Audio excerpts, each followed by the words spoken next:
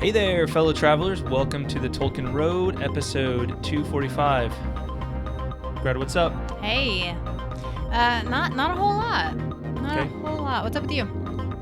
I'm just waiting for something to happen with you. Yeah, with me? Yeah. Well, one of these days, something's going to happen.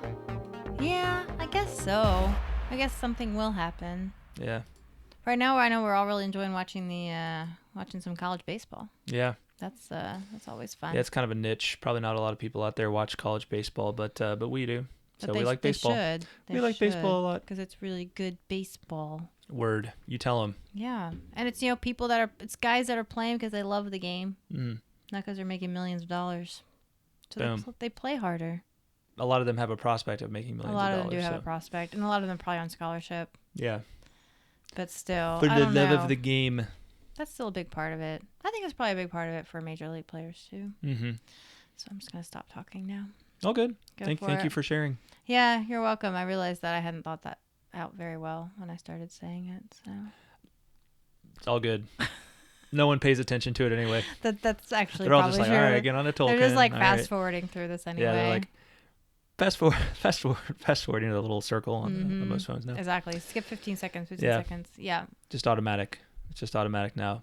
But we got you this time. We're going to keep going. We're just going to keep rambling. No, I'm just kidding. On this episode, we're continuing our journey through the History of Middle-earth series as we survey Volume 11, The War of the Jewels. Oh, are the jewels the Silmarils? That's right, they are. What other jewels worth fighting over are there? Well, there is the Arkenstone. I was going to say there's the Arkenstone. Yeah. That's a big one. And also, isn't there like a really pretty thing that Galadriel wore? Oh, well, there's probably, there's more. Sorry. But I understand what you're saying. The Silmarils are probably the king of the jewels. Or the queen of the jewels, is what I should say. The kings and queens of the jewels. The queens. I was just trying to figure out how to combine those two words, and you did it before me. Good job.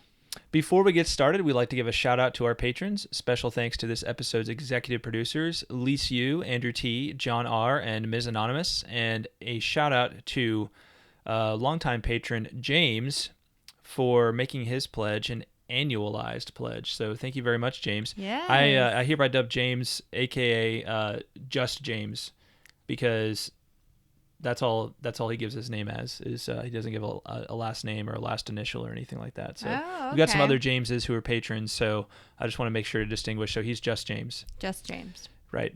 That works. To distinguish from James the Just, who is like a one of the apostles or an early Christian writer. So yeah, there you go. All right. So Just James. Just James. Thanks, Just James. Thank you. Yes. You too can become a patron of the Tolkien Road by visiting patreon.com/Tolkien Road. Becoming a patron lets you support the show in a tangible way and lands you some awesome perks, like audio recordings of my two books, Tolkien's Requiem and Tolkien's Overture. Check it out now to learn more about all the exciting perks we offer, and don't forget, you can now make an annual pledge and get 1 month free. Good deal. Boom. Mm-hmm. All right, iTunes, subscribe, rate, and review us on iTunes and other podcasting platforms. Leaving us a 5-star rating and a review helps get the word out about us. So need y'all to give us a boost over there. Help us out with a 5-star rating, just like we got from Lango82. I think I'm saying that. I think that's an L and not an I. Sometimes I can't tell. It's either Lango82 or Iango82. Lango82 sounds more likely, but you never know. This was left on May 31st, and it is titled Excellent. Love it. All right. I like that. Most def. Mm-hmm. And here is what Lango82 had to say. I really enjoy this trip through Middle-earth, all about the lore, and I love Greta's role as a foil and non-geek Tolkien fan, unlike the rest of us. The subject matter is tackled briskly but thoroughly and has excellent cites and references. Nice, easygoing style, you guys. Brilliant. Ooh, Thank you. That's a good one. Yeah. Thank you for the brilliant review, Lango82. Yes, thank you very much. And y'all need to get busy. If you haven't left an awesome 5-star review like Lango82 just did, you need to be like Lango82 and make it happen. Please. Right? Yes. Time now. Do it. All right. It's time for the weekly Tolkien Road Air 5 for all those watching us on YouTube. All right. You ready for this, Greta? Yeah, let's do it. All right. 3, 2, 1. Whoopsh. There we go. There you go. Make sure you get in camera. There you go. There we go. All right. You too can be a part of the weekly Tolkien Road Air 5. Just head on over to YouTube where this episode is posted.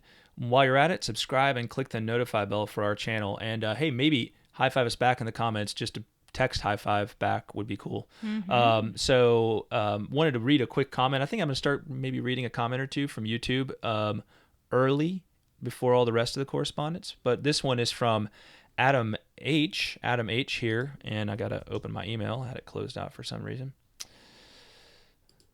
Such an idiot. Gosh. All right. Here we go. Air 5 to your forehead. That wasn't air 5. Oh, it wasn't an air 5. That was bad. That was an actual 5. You can call that an air 5 if you'd like. Okay. This is from Adam H. over on YouTube in response to episode 244. Last episode. Adam says, "Hey guys, appreciate your work. Your overview of the history of Middle-earth has been very helpful in giving context to the work in relation to the chronology of the Legendarium and Tolkien's creation and writing of it. I purchased the complete history of Middle-earth, all 12 volumes, a few months ago, and your series is a handy companion as I start to read them. Keep up the good work." Oh, nice. Awesome. Thanks, Adam. Yeah, thank you. Really appreciate your kind words, and I'm glad to hear it's helping out. So it's been a good bit of work.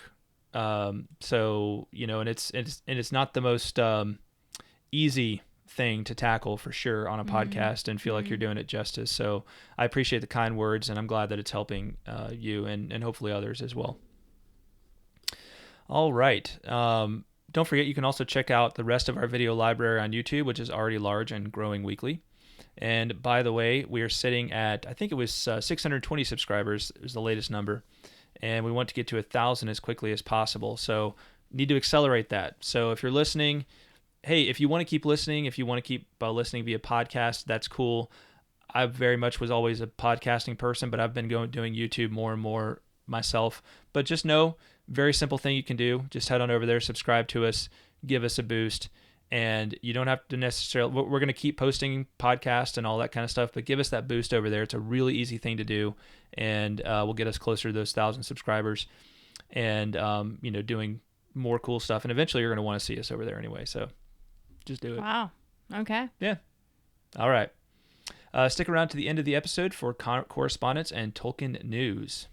All right, Greta. All right. Let's declare war on War of the Jewels, shall we? Oh, I see what you did there. Yeah. Yeah. I declare war. You're about to say what is The Office? I actually don't know Remember what I was The about Office to say. when Steve Carell's like, "I declare bankruptcy." Yes, that's what it was. I heard the intonation in your voice when he just walks into the room. He's broke and he's like, "I declare bankruptcy." That's all you have to do is you just walk in somewhere and declare bankruptcy and you're good. Yeah, I know. Declare is a funny word. Yeah. Because I feel like you can use it in you can use it in so many ways, and it's really your intonation and maybe your accent. Because I feel like it's used a lot like in Gone with the Wind. Like, "Oh, Miss Scarlet, I do declare." Yeah. Like that, and then it could just be like the Michael Scott version, and then it can also be like putting someone in their place too. So yeah, that's a good word. So let's declare war. You declare it's a good word. I declare that declare is a good word. Sounds about right. Alrighty. In this episode, we're surveying War of the Jewels, which is the 11th volume of the History of Middle-earth series. This volume was published in 1994. In the foreword, Christopher calls the War of the Jewels a companion to and a continuation of Morgoth's Ring, which we surveyed on the last episode. Okay. So what does that mean? Whereas Morgoth's Ring generally focused on Tolkien's post-Lord of the Ring work on the chronologically latter Valinorian tales of the First Age. I'm sorry, how did that happen? I could have sworn I wrote earlier there. Chronologically earlier Valinorian tales of the First Age. This volume looks at the chronologically latter Beleriand-centric tales. More on these matters in just a moment. So the War of the Jewels consists of 5 parts. Part 1 is entitled The Grey Annals. Part 2 is titled The Later Quenta Silmarillion. Part 3 is titled The Wanderings of Húrin and Other Writings Not Forming Part of the Quenta Silmarillion. And Part 4 is titled Quendi and Eldar. All right? So as with past episodes in this series, we'll give it... You just said 5 parts, and that was only 4. Oh, shoot. That must have been left over from last time. Gosh. 4 parts. I wonder if anybody's even still listening to us. Nix that 4 parts. By 5, I meant 4. He meant 5 minus 1. 5 minus 1. Come on. You should know that by now. Mm-hmm. All right. So, as with past episodes in this series, we'll give a brief overview of each part and look at some highlights, starting with Christopher's foreword. Okay. All right. Christopher begins the foreword as follows. The War of the Jewels is a companion to and continuation of Morgoth's Ring, Volume 10 in the History of Middle-earth. As I explained in that book, the two together contain virtually all of my father's narrative writing on the subject of the Elder Days and the years after The Lord of the Rings, but the division into two is made transversely, between the first part of the Silmarillion, the Legends of Amman, and the second, the Legends of Belarion. I use the term Silmarillion, of course, in a very wide sense. This, though potentially confusing, is imposed by the extremely complex relationship of the different works, especially but not only that of the Quaintest Silmarillion and the Annals, and my father himself employed the name in this way. The division of the whole corpus into two parts is indeed a natural one. The great sea divides them. The title of this second part, The War of the Jewels, is an expression that my father often used of the last 6 centuries of the First Age, the history of Belarion after the return of Morgoth to Middle-earth, and the coming of the Noldor until its end. In the foreword to Morgoth's Ring, I emphasized the distinction between the first period of writing that followed in the early 1950s, the actual completion of The Lord of the Rings, and the later work that followed its publication. In this book also, therefore, 2 distinct phases are documented. All right, so all that is to say, a few things to note. The War of the Jewels was generally the way the elder Tolkien referred to the Beleriand-centric period of the Silmarillion writings, right? Okay. And then divided by the Great Sea. I like that way of looking at it.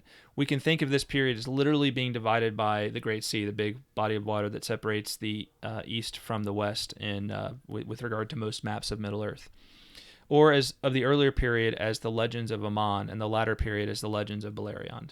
Okay. So we did the Legends of Amman in the last episode. That's right. Okay. Yeah. And And so Legends of Amman are the ones that have to do with the creation of the Silmarils, the darkening of Valinor, and those sorts of things, and even just like the early, very very early history after Ainulindale and the Valar come to Arda and start creating the world, right? So those are the Legends of Amman. They have much more to do with the Valar. The Legends of Beleriand are much more focused on the Noldor and the Teleri and eventually men, right? Gotcha. So, okay. yeesh. All right, Húrin. Christopher also makes an interesting note about Húrin and the role that the tale, the Children of Húrin, that kind of general legend plays, or played in Tolkien's mind. He said this: "For this, it seems to me that an important element was the centrality that my father accorded to the story of Húrin and Morwen and their children, Turin Turambar and Nienor Niniel. This became for him, I believe, the dominant and absorbing story of the end of the Elder Days, in which complexity of motive and character, trapped in the mysterious workings of Morgoth's curse, sets it altogether apart. He never finally achieved important passages of Turin's life, but he extended the great saga, as he justly called it, into the Wanderings of Húrin, following the old story that Húrin was released by Morgoth from his imprisonment in Angband after the deaths of his children, and went first to the ruined halls of Nargothrond. The dominance of the underlying theme led to a new story, a new dimension to the ruin that Húrin's release would bring. His catastrophic entry into the land of the people of Haleth, the forest of Brethil." So, the takeaway there is Christopher's speculation that a good bit of his father's grander intention for the legend, about a good bit of his father's intention for the Legend of Húrin, right? All this kind of makes me think, and we're going to see more of this as we go through this book. It makes me think that when we get around to doing another series, which may not be for a little while because this has been a pretty long one, but when we do, we'll need to focus on the Children of Húrin, which of course is one of the books that's been published in the last, I guess it's a little over 10 years old now, maybe closer to 15, but even so, pretty, one of the more recent works that's been published under Tolkien's name, and one that I certainly do intend to get to. But now I think we have kind of an expanded scope for how we handle that, because there are so many writings of a developmental nature that attach to that. So we'll have to make sure we pay attention to those now that we're educated. So, yeah. All right. Looking back now, 17 years on the published Silmarillion, so from 1977 to 1994, when this book was published, Christopher also has a very few interesting things to say. To quote, "The Silmarillion, again in the widest sense, is very evidently a literary entity of a singular nature. I would say that it can only be defined in terms of its history, and that history is with this book largely completed. It is indeed the only completion possible because it was always in progress. The published work is not in any way a completion, but a construction devised out of the existing materials. Those materials are now made available, save only in a few details and in the matter of Húrin, just mentioned, and with them a criticism of the constructed Silmarillion becomes possible. I shall not enter into that question, although it will be apparent in this book that there are aspects of the work that I view with regret." So that's really interesting because we see that Christopher does not consider the Silmarillion as we have it, right? The 1977 Silmarillion to be a completion of his father's work, right? He views it. I'm sorry, he doesn't intend it. He doesn't intend to view it as a completion, but rather a construction, right? From what we have, right? From all the material that we have, and he also has regrets. He also has many regrets, and in some, I think in some degree, I think we said this at the beginning of this series on the history of Middle-earth. This whole series, from really starting with Unfinished Tales all the way through, maybe even to, the publication of the Children of Húrin and Beren and Luthien and the Fall of Gondolin, is a reflection of Christopher's regret that his father never actually completed the Silmarillion in the scope that he wanted to, right? I think it's clear from especially this episode and the last episode that Tolkien, he never gave up the dream until maybe he just was so old that he realized he wasn't going to be able to around to see it. But, he still held on to that dream that he was going to get the Silmarillion, published at some point, and maybe even more books, and started to think about, well, maybe if I just told the Children of Húrin as a standalone tale, or if I told Beren and Luthien as a standalone tale, maybe, right? And there's just so many tales that he could have told, right? He could have done expanded versions of all of these, and well, he did. Didn't they do? The Children of Húrin and Beren and Luthien, but not in a completed published. So distinguishing between that term completed and construction, right? Completed would be Tolkien completes it and is happy with, it's kind of like, I bless this as my completed version of this, like he achieved with Lord of the Rings in his own lifetime. Right? Gotcha. Yeah. Otherwise, it's somebody else coming along and trying to do a construction of it. I see. Right. Putting pieces together that were left, basically. Right. Yeah. So, anyway, I just found those comments by Christopher very interesting. Yeah. And it sheds a little light on his mindset, as he did all of this, and maybe why he went about. We speculated the different paths he could have gone down with his father's legendarium at the beginning of this series, and he could have gone down the path of hiring other people to complete these stories and kind of fill in the blanks and do their best. Or he could or he could go the road he chose to go, which was, I'm going to basically do, show you everything, right? Yeah. Is anything that's worth showing you, and that I deem worth showing you from everything my father wrote, and kind of try to explain all of this stuff in a textual history manner. So, and that's what we got. So, makes me sad a little bit, because you can think about how much time and energy and all the things that he poured into these things, into all this, and to have regrets and to not feel them complete. Right. I'm sure he doesn't see it as a waste, but you're referring to J.R.R. Tolkien. I am. The Elder. Yeah. Yes, I'm referring to the Elder. Yeah. But we can only do so much with the time we're given. So.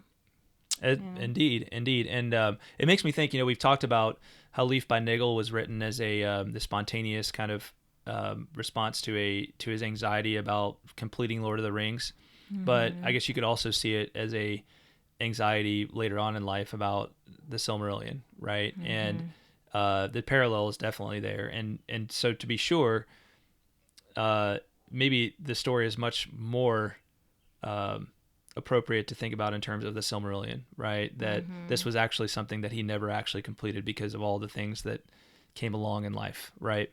And he was always, answering letters and that kind of thing. And like it really mattered to him to give good answers to letters, especially if somebody wrote a letter that was, a little, that had more to it. He tended to be very, generous in writing those responses, which is cool because we got a lot of, we got a lot of the letters we do have because of that. But it's also, so, you kind of think about that with Parrish, right? Parrish always like being like, hey, could you, I wanted to bug you about, could you help me out here? There's a little bit of an analogy there, it seems to. So, yeah, definitely. One last thing about the foreword. This is kind of cool. So, as our listeners may remember, we are expecting a new volume of Tolkien's writings later this year, edited by Carl F. Hofstadter. Well, Mr. Hofstadter receives 2 shout-outs from Christopher towards the end of this volume. So apparently, Mr. Hofstadter has been at it for quite some time, right, with the Tolkien scholarship. So I won't go into the details because they're pretty academic, especially for me, who's not really the philological type.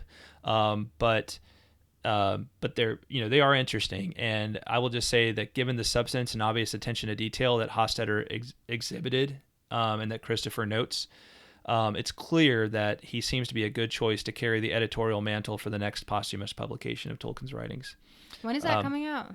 Actually, it's coming out September 2nd, so it is due on September 2nd. I just pre-ordered my copy today, so nice. Pretty excited. That so is exciting. You can go pre-order your copy of The Nature of Middle-earth by J.R.R. Tolkien, edited by Carl F. Hofstadter. So It's going to be good. Yeah, for sure. All right, let's look at the various parts. Part 1 is the Grey Annals. The Grey Annals could also be titled the Annals of Belarion. Like the Annals of Valinor or the Annals of Amman, it is a timetable of the major events that take place from the hiding of Valinor to the end of the First Age. Of the development of this text, Christopher says, Dun, dun, dun. The history of the Annals of Belarion began about 1930 when my father wrote the earliest version, together with that of the Annals of Valinor. Excuse me. Struggling. Yeah, struggling. These were printed in Volume 4, The Shaping of Middle-earth.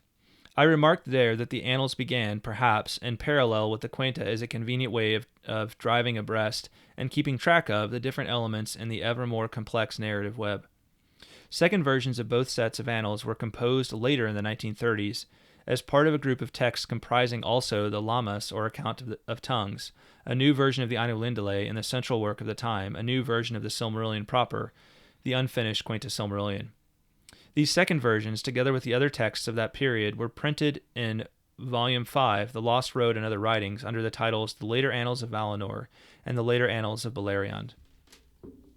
When my father turned again in the early 50s to the matter of the elder days after the completion of The Lord of the Rings, he began new work on the Annals by taking up the Annals of Valinor and Annals of Belarion manuscripts from some 15 years earlier and using them as vehicles for revision and new writing. In the case of the Annals of Valinor, correction of the old text was limited to the opening annals, and the beginnings of a new version written on the blank verso pages of this manuscript likewise petered out very quickly, so that there was no need to take much account of the preliminary words. In Annals of Belarion from the 30s, on the other hand, the preparatory stages were much more extensive and substantial. So that's what we get here with the Grey Annals. All right. With these later writings, we are starting to see the various threads of development more closely approach what we know. Earlier volumes included similar timetables, and these became the basis for Tolkien's later revisions. All right, to be sure, because the focus is geography-based, the Grey Annals actually extend back a good way and overlap with the Annals of Amman.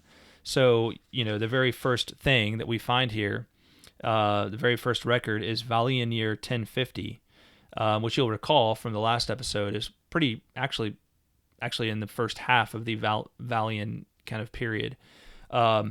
And it says, Hither it is said, at this time came Melion the Maya from Valinor, when Varda made the great stars. In this time the Quendi awoke by Quivianen, as is told in the Chronicle of Amman. So that's the very first record in these Annals of Belarion. So there's an overlap between the Annals of Valinor and the Annals of Belarion. And so we see that there's kind of, in Christopher's mind, or in Tolkien's mind, it's almost like the issue of geography when it comes to these annals. Like where is the main action of all of this taking place? Okay. We also get several paragraph accounts of events like the building of Menegroth, the coming of the Noldor, Beren and Luthien, and many, many more. So here's a taste, for example, from the year 455 of the First Age, entitled The Fell Year. Here came an end of peace and mirth. In the winter, at the year's beginning, Morgoth unloosed at last his long-gathered strength, and he sought now to break with one great blow the leaguer of Angband, and to overthrow the Noldor and destroy Belarion utterly. The battle began suddenly on the night of midwinter, and fell first and most heavily upon the sons of Fenrad. This is named the Dagor Bragalach, the Battle of Sudden Flame. Rivers of fire ran down from Thangorodrim, and Glaurung, father of dragons, came forth in his full might. The green plains of Ardgallen were burned up and became a drear desert without growing thing, and thereafter they were called Anfaglith, the gasping dust. So that's just a little taste, and there's a lot more. It's a pretty meaty section for sure, but very interesting. Again, I love the laying it out in terms of like years and giving this analytic version of these stories we already know, and for me, it just again makes me think like, man, it really would have been helpful like to have a timetable in the Silmarillion. I think that would have helped so many people to get into it, amongst other things that might have helped as well. But sometimes you're just like, what year is it, right? To quote Twin Peaks. So, nice. Or you're like, what's going, like how much time has elapsed over here? So anyway, I think this is one that is a pretty cool chapter. There's a lot of interesting stuff in here. It's another way of seeing the stories of the Silmarillion, and and from it we get a brief and general account of events. I will say though, because there's something that comes a little later in this book, towards the end of this book, that made me think. When I described the Annals, as being like the Appendix B in Lord of the Rings, that's actually not quite accurate. The Annals are actually they're like paragraphs about each year, right? So it's almost like there is a narrative quality to it. It's just told in sort of a chronicalistic fashion, an analytic fashion.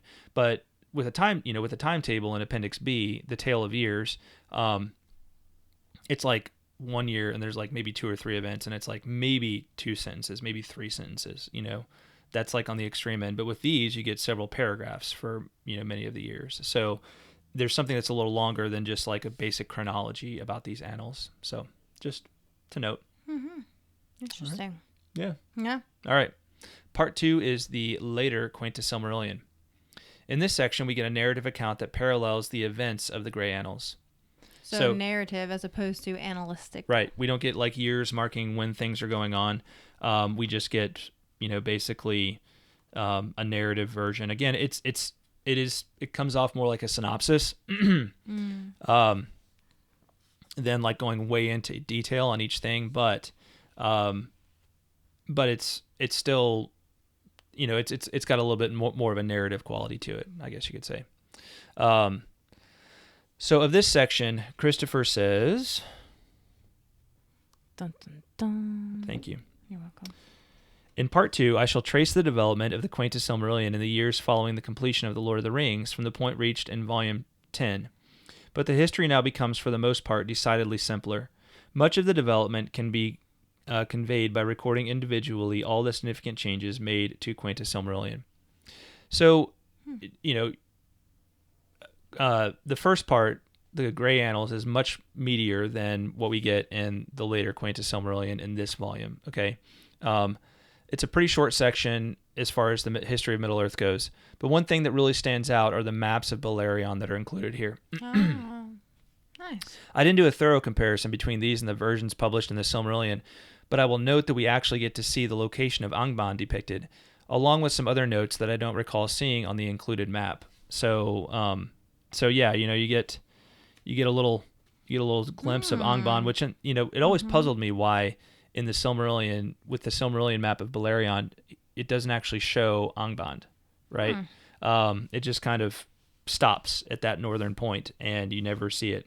But in here, you actually see Angband. So you see it depicted, I guess, how maybe Tolkien depicted it in his mind's eye. So that's kind of cool. That is cool. But yeah, so I like that. Yeah. We get to see the family trees and genealogies and what appear to be close to their finished forms as well. So this is a pretty visual chapter.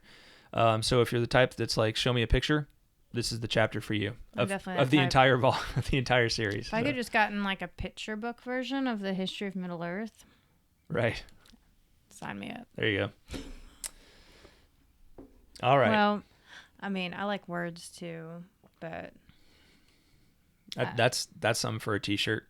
I like words too. I like words too, but pictures are my favorite. Mm-hmm. Yeah, but that's cool. Yeah. That's neat that those are included. Cool. Yeah. All right. Part 3 is the Wanderings of Húrin and other writings not forming part of the Quintus Silmarillion. This section is divided into 5 subsections. The Wanderings of Húrin, Wine and Dirhaval, Maglin of the Ents and Eagles, and the Tale of Years. I think I want to focus on of the Ents and Eagles. I figure most people probably do. Mm-hmm. Let's go through them each individually, though. The Wanderings of Húrin. It appears that this is in fact a continuation of the Grey Annals, which were cut short in the middle of the Tale of Turin. Again, start to look forward to a deep dive into the children of Húrin in all its glory. So, one thing to note, going back to the Grey Annals in part 1, is that they actually kind of stop in the middle of the tale of Turin, right? They just cut off, so it doesn't get all the way to the War of Wrath, which is kind of a disappointment. But Christopher, one of the big problems he deals with in this book is what was his father trying to do with the story of Húrin, because it seemed like he was trying to make it a very central kind of thing for the last part of the First Age, right? So that's one of the puzzles that he's left with, and I think maybe one of the answers to it is the fact that we have this book now, The Children of Húrin, and it obviously played such an important role in the Legendarium. So yeah, he spends some more time kind of wondering about this and looking at some other writings that seem to pick up where the Grey Annals left off. The second subsection here is Wine and Dirhaval. This appears to be a frame narrative for the telling of the Children of Húrin. So again, Tolkien loved his frame narratives, apparently. Here's a little snippet. Here begins that tale which Elfwine made from the Húrinian, which is the longest of all the lays of Belarion now held in memory in Erisea. But it is said there that, though made in Elvish speech and using much Elvish lore, especially of Doriath, this lay was the work of a Mannish poet, Dirhaval, who lived at the Havens in the days of Earendel, and there gathered all the tidings and lore that he could of the house of Hador, whether among men or elves, remnants and fugitives of Dorloman, of Nargothrond, or of Doriath. So, a little frame there. This is Elfwine relating what he'd heard from the Mannish poet Dirhaval. So, there you go. Or via the Mannish poet Dirhaval. Subsection 3 is Maglin. It essentially traces some notes on the development of this chapter from the Silmarillion we know as of Maglin, right? The one about the elf who is he's the descendant of Eol, and I always forget the name of the mother. Shame on me. But one of the basically a princess of Gondolin, right? And of course Eol was the dark elf who lived in the woods and was kind of creepy, right? And then Maglin is their son. He comes to Gondolin and he plays an important role in the fall of Gondolin. That's right. Yes. So it's been a little while since we've visited that tale, but this is interesting and especially helpful in that it makes reference to the map to me. It's not a particularly long chapter, but it just kind of gives the development of that. Yeah, that chapter, which honestly can seem like it's a little bit kind of just shows up in the middle of the Silmarillion with all the rest of the events going on. It's not completely out of place, but it's a little diversion, and it maybe doesn't get enough acknowledgement as its own little story, in all things. But anyway, subsection 4 is of the Ents and Eagles, and I know, like Greta, you all are licking your chops for this one, but it's actually a very short section, and it's focused on the development of the references to Ents and Eagles that we know from the Silmarillion chapter 2 of Aule and Yavanna, right? Oh, so that's it. Yeah, that's kind of all we really get there. It's a little bit of literally a tease. It's literally 2 pages in here. right? So Aw. I know we're all wanting like, much more lore about Ents and Eagles. And I think there's some little, tiny little jewels and nuggets in there for us to, maybe deep dive Sure. into later, Yeah. but it's not it's not a ton it's not like big essays on the significance of Ents and all of the different possibilities of where they came from or anything like that, unfortunately. So Bummer. yeah, I wish it was longer too, but Oh well. that's it. All right, Take then what we can get. that's right. And then finally, for part 3, the Tale of Years. Of this document, which reflects a very short chronology more similar to what we think of with Lord of the Rings Appendix B, Christopher only gives us those years that pick up where the Grey Annals leave off. Basically, 100 years from the birth of Eärendil to the final defeat of Morgoth. So taking a look at this here, we'll just read some of these. Read some of these events, but I put down... Oh, there we go. Yeah, 500, birth of Eärendil and Gondolin. 501, making of the Nauglamir. Thingol quarrels with the dwarves. 502, the dwarves invade Doriath. Thingol is slain and his realm ended. Melion returns to Valinor. Beren destroys the dwarf host at Rothloriel. And then jumping forwards to the year 597, Maedhros and Maglor, last surviving sons of Feanor, seize the Silmarils. Maedhros perishes. The Silmarils are lost in fire and sea. And then 600, the elves and the fathers of men depart from Middle-earth and pass over sea. Here ends the first age of the children of Ilúvatar. So there you go. All right. All right, and then part 4 is entitled Quendi and Eldar. And this is a section that will be of much interest to the philologically minded. All right, there's been a few chapters like this throughout. If you're really into the philology, to the study of languages, this is a chapter for you. Tolkien gave this preamble to this particular work, to the elder Tolkien here.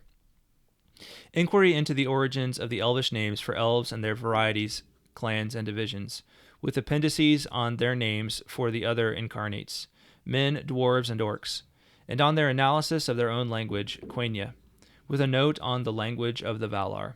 So, yeah, so maybe, and actually I will say, even though it's probably of primary interest to the philologically minded, there's some kind of interesting stuff in here, even for those who aren't real into, the roots of words and like the subtle variations and what they mean, right? One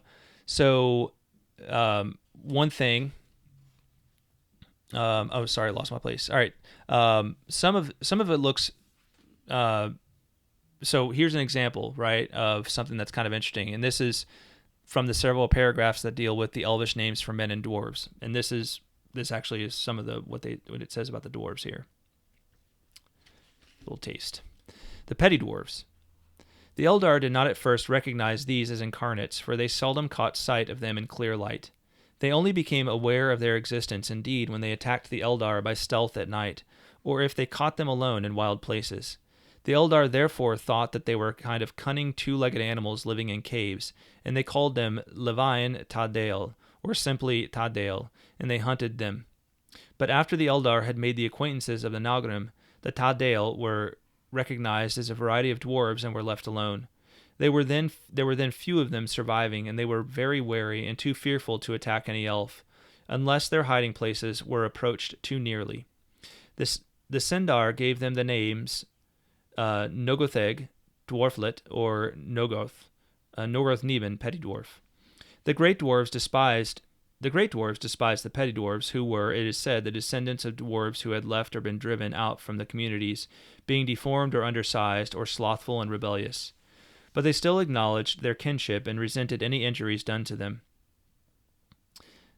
So it's like, hey, nobody picks on my younger brother but me, right? Exactly. Indeed, it was one of their grievances against the Eldar that they had hunted and slain their lesser kin, who had settled in Belarion before the elves came there.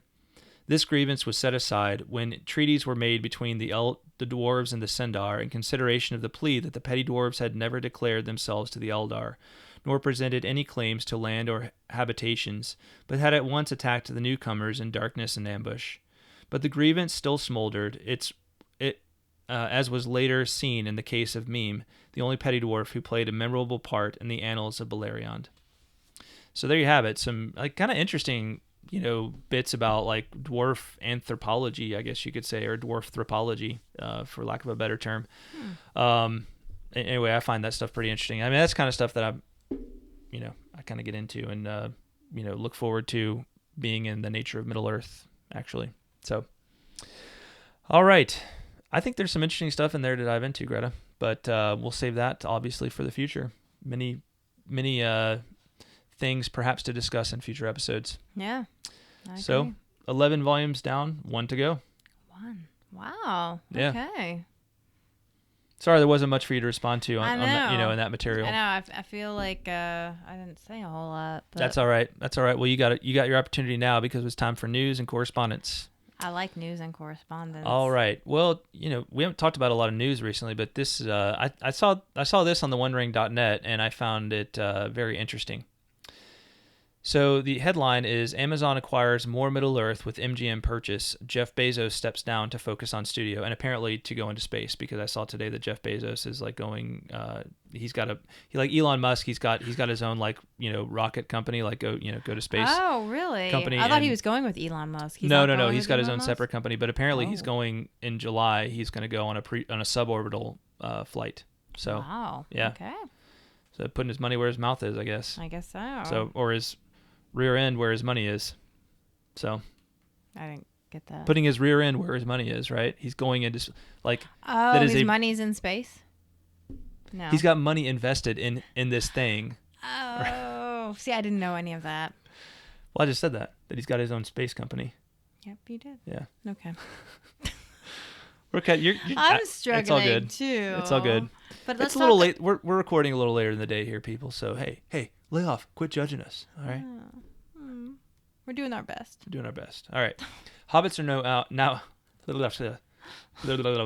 Hobbits are now owned by Amazon, joining all-encompassing TV rights to the Lord of the Rings book and appendices rights. That's the subtitle, if you will. Oh, okay. So they say it's official. Amazon has acquired MGM Studios, including the longtime film and TV rights to The Hobbit and characters related. So what this, I guess basically they own the film rights to The Lord of the Rings and The Hobbit. Like the Peter Jackson movies?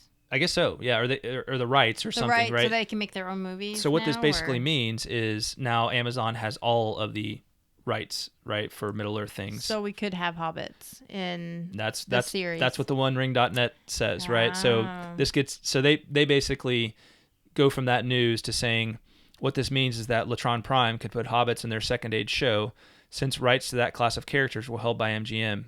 Yes, but timelines. You're reading the article. Hobbits, no, but I had that exact same thought that was like, but hobbits weren't around in the Second Age. Yeah, so here's what they say. Amazon needs an everyman entry point for casual viewers. Hobbits are that. There have been rumors that Harfoots are in the show. Remember, they're a type of hobbit, right? A book sourced compromised from the troublesome Hobbit rights. Amazon can now change all the dialogue and reshoots to call them hobbits. Casual fans will want that familiarity. So this is a pretty big deal. Yeah. It's crazy how much money Amazon is spending on this thing, when you think about it, right? It keeps growing. Obviously there were more reasons for them to buy MGM. MGM has a lot of pretty interesting intellectual properties that Amazon now owns the rights to, but this is a particularly interesting, you can kind of see the synergy where they're like, oh yes, we should buy this. So anyway, I don't know. I mean, I feel like the hobbits weren't around. It's like Tolkien himself seemed to say like the hobbits weren't around. Yeah. So kind of maybe they want to use it as a frame, maybe a frame narrative. I could get on board with that. Okay. I don't know though about like if anybody knows anything out there that contradicts the idea that hobbits were not around. No, Harfoots, Stores, or the third variation, that none of them were around, right?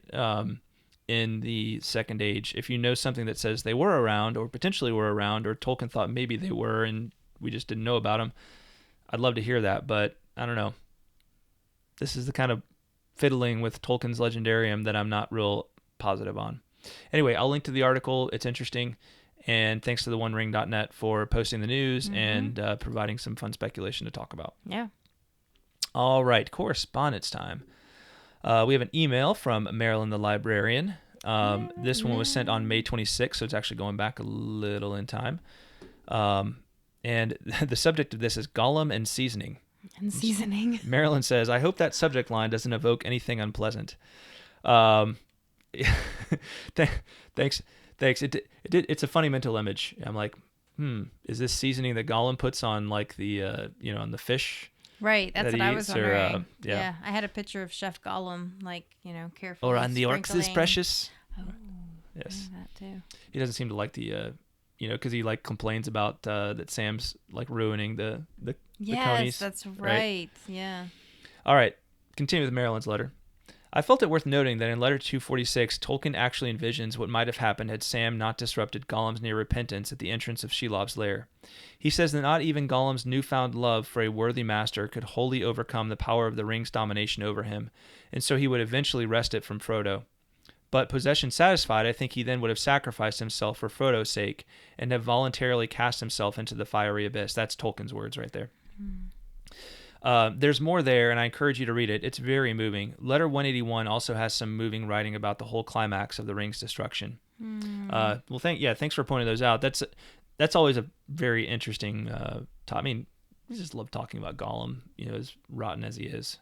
But yeah, he's such a complicated villain. Well, it's amazing how like somebody who's just so rotten, like you come to feel sympathy for him over the course of the story. You do. He's a very sympathetic character. Which makes him such a great character. Those are the best kind, those complicated they really ones. are, aren't they? You can't decide whether you love them or hate them or rooting for them or both. against them. You want them to like change and become good, You're just like, Yeah.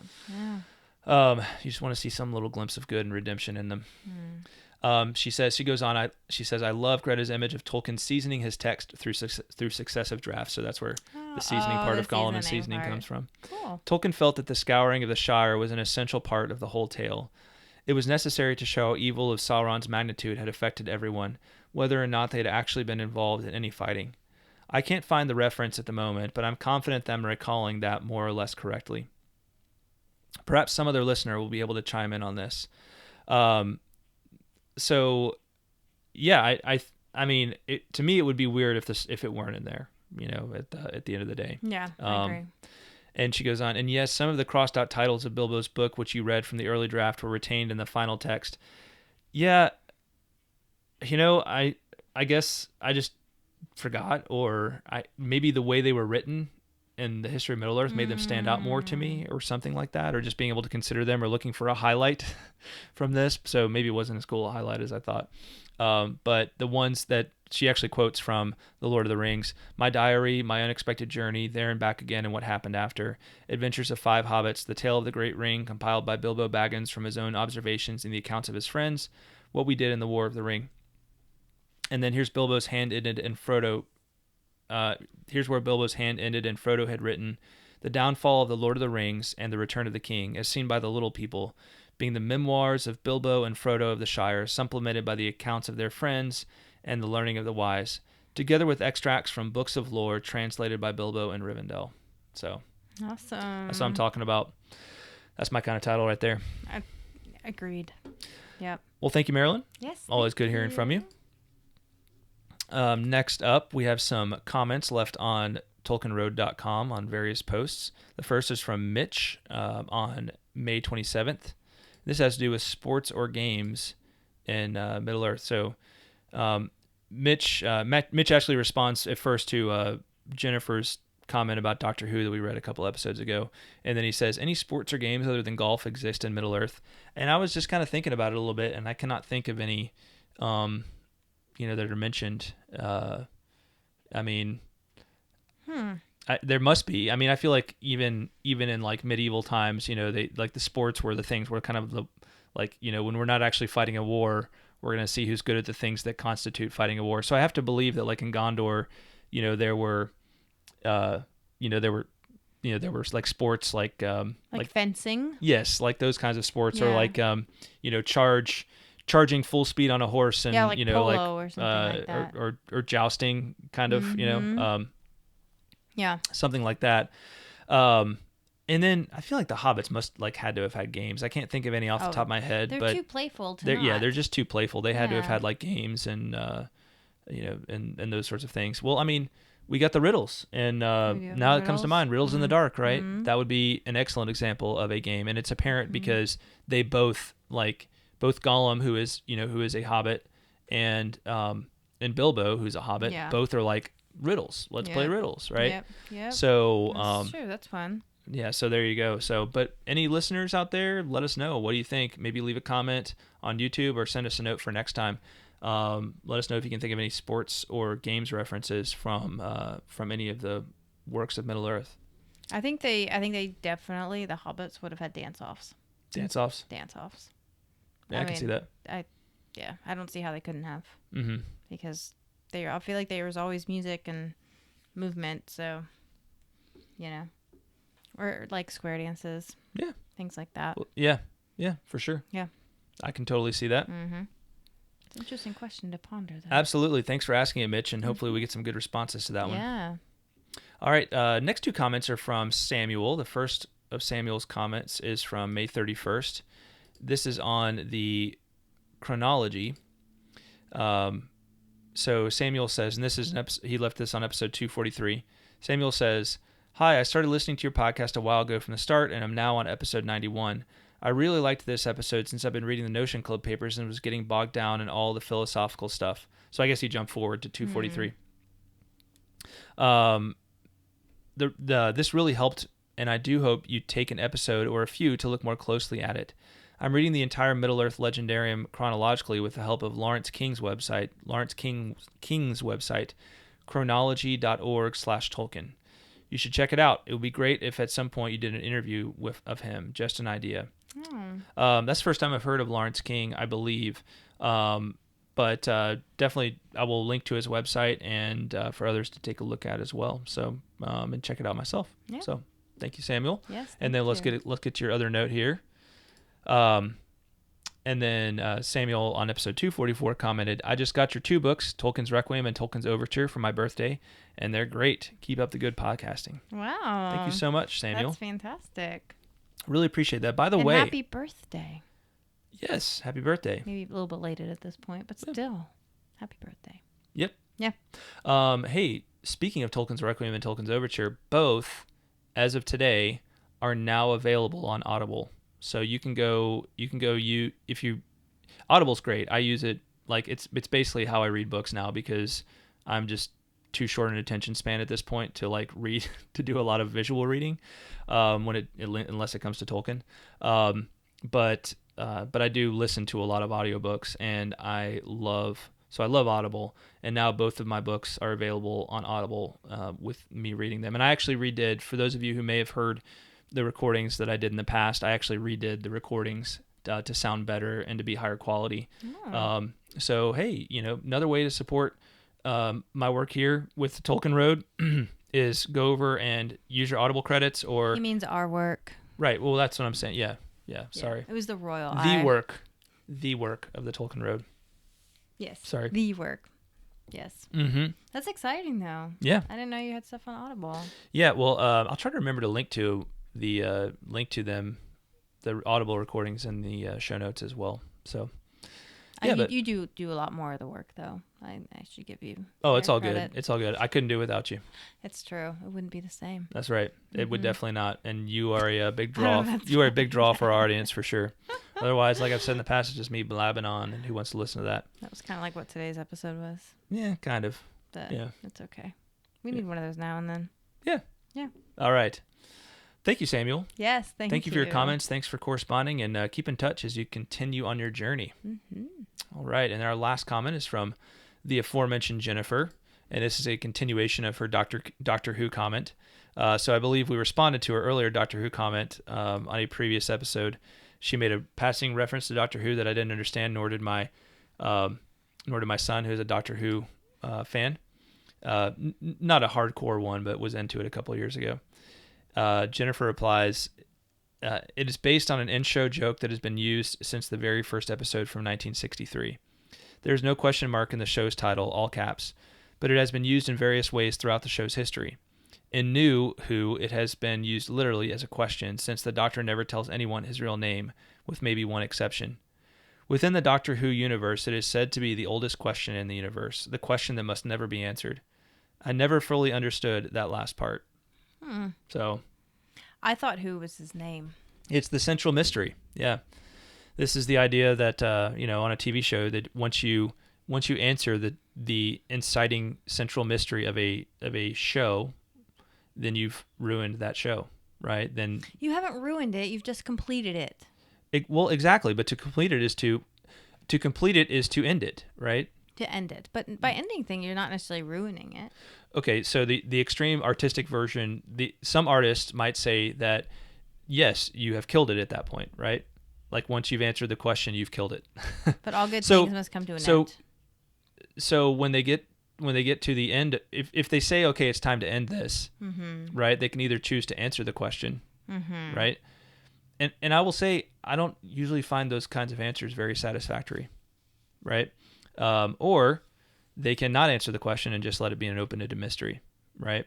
Did they ever? And then it survives for spinoffs and future seasons, right? Oh, that's true. So do you think, did they ever answer the question on Lost? Did they ever? They tried to, but I remember thinking it just all felt like they didn't, like they had to kind of make it up at the end, like. Yeah, I guess that's fair. Yeah, they tried to. Yeah. Okay. But that the whole concept of endings on TV shows is a very interesting one. It really is. It absolutely is. So we were talking about this the other day about how Bosch is coming out with its final season, right? So that series is going to be ending, right? Right. So that'll be interesting because I feel like the big mystery there is it actually answered a big mystery there, but or like in one of like the third or fourth season, I think, which you may argue is the inciting mystery, but to me, the inciting mystery of that show is just like what makes Bosch so awesome. So exactly, and the answer to that knows no bounds. So. I mean, it's just who he is, right? Bosch. So there you go. Yep. All right. Okay, Jennifer, thank you. Yes, thank you for educating us further on the universe of Doctor Who. So, all right, that's it for correspondence, y'all, and that's it for the episode. But we'd love to hear from you. TolkienRoadPodcast@gmail.com, TolkienRoad.com, Facebook, Twitter, YouTube, Instagram, etc. Wherever you can find us. So that's all for this episode. Thank you to our amazing patrons, especially the following: Lise U, Andrew T, John R, Ms. Anonymous, Caitlin of Tea with Tolkien, Shannon S, Brian O, Emilio P, Zeke F, James A, James L, Chris L, Chuck F, Azia V, Ish of the Hammer, Teresa C, David of Pints with Jack, Jonathan D, Eric S, Joey S, Eric B, Johanna T, Mike M, Robert H, Paul D, and Julia, as well as those celebrating their patron anniversary in June, Teresa C, and James L. Thank you all very much. Yes, thanks, guys. And thanks to everyone who is listening, and we will talk at you next time. And watching. And watching, yeah. If they're watching, they're listening too. That's true. Yeah. Good point. But thank you for watching. Yes. Bye, y'all. Bye.